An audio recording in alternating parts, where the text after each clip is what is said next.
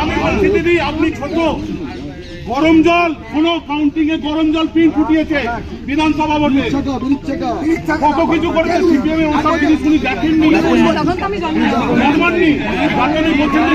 আপনাকে প্রচুর রেসপেক্ট করি, আপনার কথা আমাদের খুব ভালো লাগে, কিন্তু আপনি যেটা এখন বললেন ভিতরে সন্ত্রাস করেছে এটা সম্পূর্ণ মিথ্যে কথা।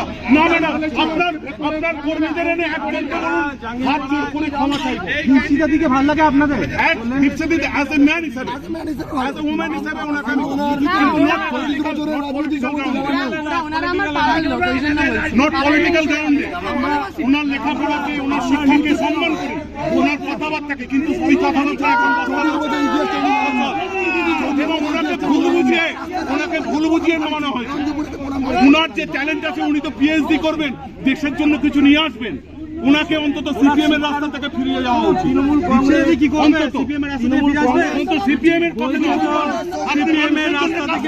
তৃণমূল কংগ্রেস আপনার পাশে থাকবে, আপনাকে আসতে হবে। তৃণমূল কর্মী আপনাকে ঘিরে হবে, কি বলবেন?